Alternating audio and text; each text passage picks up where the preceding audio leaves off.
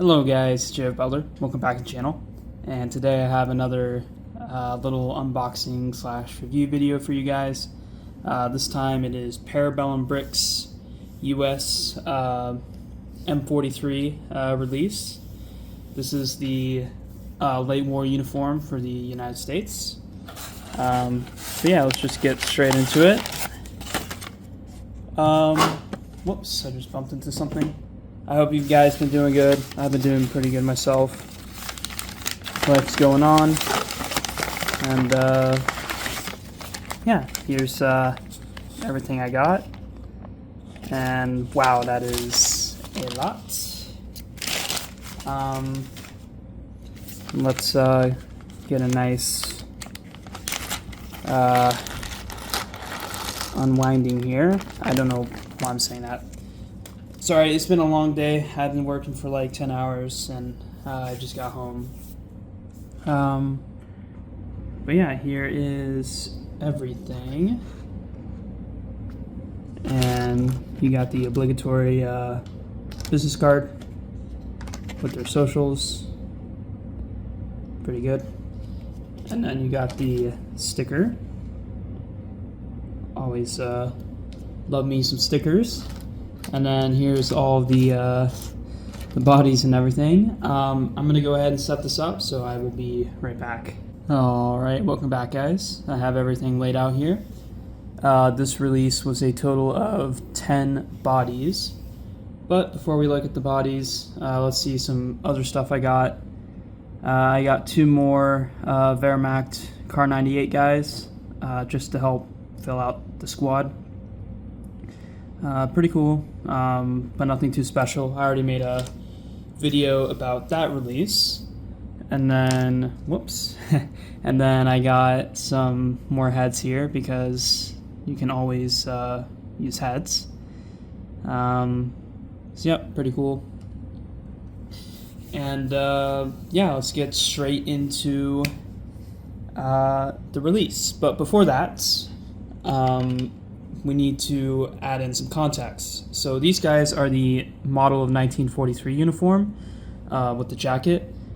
The one before that, this is the model of 1941 uniform. This guy is from Rifleman Bricks, by the way. The M41 uniform is like a weaker jacket, and just take note of the pockets. The pockets are smaller and they're like angled on the side, while these guys have like massive pockets on the front, and they have 4 pockets, so extra pocket space. And overall it's a stronger uniform, so yeah, just better for combat, better for endurance and holding more gear and stuff like that. But this is the M41 uniform, so this is the one that came before. But yeah, let's get straight into the first body here. So the first body is just your standard Bob's Your Uncle M1 Garand body, the Rifleman.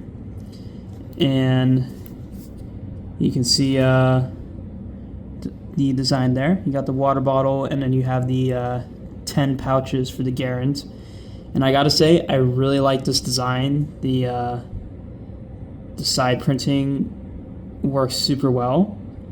And then here's the back. And also all of these guys have 360-degree leg printing. And yeah, that's just going to be a given for the rest of these guys. But yeah, this is your basic Rifleman, the Garand. He does not have the model of 1928 haversack on the back. I did watch and review a lot of pictures in preparation for this video, and it seems that a lot of guys would remove the haversack for assaults and stuff like that. It would just kind of drag them down. So it makes sense why this guy doesn't have it. But yeah, it's pretty cool. And I got 4 more Riflemen. Why so many? Just because so I can have a more balanced squad. So I got 5 total there. Moving on here, and honestly, this might be my favorite body of the release. This is just another regular Garand user, but this guy is going Rambo mode, so he has two bandolier pouches strung across him, and he just looks super badass. So yeah, really cool design. Love to see this. Yeah, absolutely great. And next up here is your machine gunner, presumably for the model of 1919 Browning. And he also has a pistol with pistol pouch and a water canteen there. And he's got the belt of ammo. And yeah, it's pretty cool. The machine gunner. And next up here is probably one of the most important people of the United States Infantry Squad. This guy is the BAR gunner, the Browning automatic rifle user, operator. This guy is important because that particular weapon system provides most of the firepower of the squad. However, unlike a German squad, infantry squad of World War II, they had a single primary 1,200 rounds a minute machine gunner. With the American squads, they all had semi-automatic rifles, so they didn't really rely so much on the machine gunner because the individual firepower of each infantryman was greater than the German riflemen. So, but still, the BAR is still very important, even though by the end of World War II, it's pretty much an outdated gun. Only 20 rounds, kind of a slower rate of fire, and it's pretty bulky and clumsy. But yeah, so really cool to have him. The major difference with the Garand Rifleman, they do look really similar, but you can see the pouches on the BAR are much bigger, so they can accommodate the 20 round mags for the bar.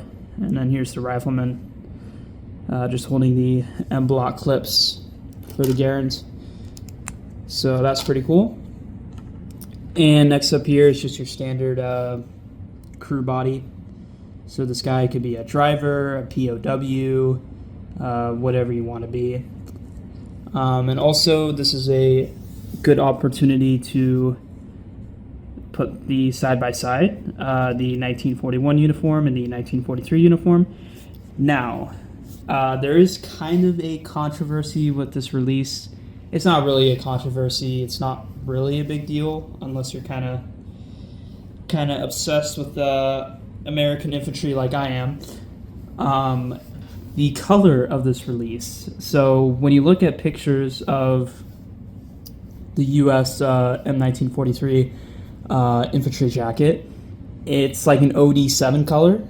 So it's like a dark green, like a dark khaki-ish color. I don't know. But in my personal opinion, it doesn't really look like dark tan Lego, to be honest. Although PBB did put this up to a poll on their Instagram story, and I don't know how, but the majority of people voted for dark tan, so there you go. Personally, I voted for olive green. I was really going for olive green, but unfortunately that did not win. I did ask him, and he said that there may be a re-release of this in olive green later, so that's some good news. But ultimately, not really that much big of a deal. And also, I did some very basic research. I just Googled, like, was there like a khaki color? What colors were U.S. M43 uniform released in? And it said, like, khaki and OD7. So, although I couldn't really find any clear pictures of it, so, yeah. But looking at the U.S. M41 uniform, dark tan or regular tan works for it. It was like kind of just a normal khaki color, and it came in different shades of khaki too, depending on if they made any modifications to the uniform, like spraying it or something, or factory variations. So this color definitely works for this uniform, but dark tan for US M43, you know, it works. It works. Doesn't bother me too much. And next up here is your tanker boy. So this guy does not have the M43 infantry jacket. He's a tanker, so he's rocking the tanker jacket, which has the angled side pockets, and it has a zipper for the front, which is pretty cool. Looks really stylish, to be honest. And his pants also go the whole way down. And yeah, pretty simple. US tanker, looks really nice. And yeah, pretty awesome. Alright, moving on here is one of my favorite types of minifigs, the medic. Now the US medic, he had a special strap harness for his gear. I don't really know why they gave him a special web gear for his stuff, but it's pretty cool nonetheless. And we can move the arms here, and you can see the pouches there. And also, once again, PBB with their amazing 360-degree arm printing for the medics with the armbands. Looks super nice, very well done. And yeah, that's the medic boy. Next up here is one of the more cooler loadouts. This guy is just a regular carbine user, carbine, however you want to say it. He's got 2 pouches there and a water bottle, and that's pretty much it. So yeah, he carries the carbine. And second to last here is your submachine gunner. Now, guys who carried SMGs, they would be like NCOs or you know, kind of junior leaders within the squad, and they would usually have a leadership role of the squad. But of course, regular soldiers could be given a submachine gun depending on the situation and stuff. They constantly did that. And this guy is rocking 2 3-cell 30-round Thompson magazines. This also is used for the grease gun. So yeah, really cool. Nothing too much to say there. And then last but not least is the officer. So this guy has the rank of captain. You can kind of see it on his collar there.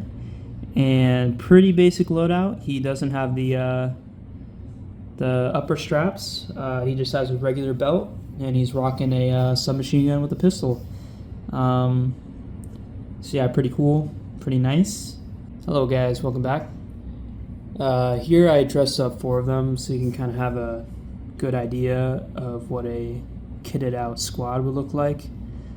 I got printed helmets on these guys, and I got overmolded weapons for them. So here's the carbine, the bandolier boy. He has a strapped helmet with the Garant. Here's the automatic rifleman. It's pretty cool. And then last but not least is the captain. He has his own special helmet, and he's also rocking the M3 grease gun because this is late war boy.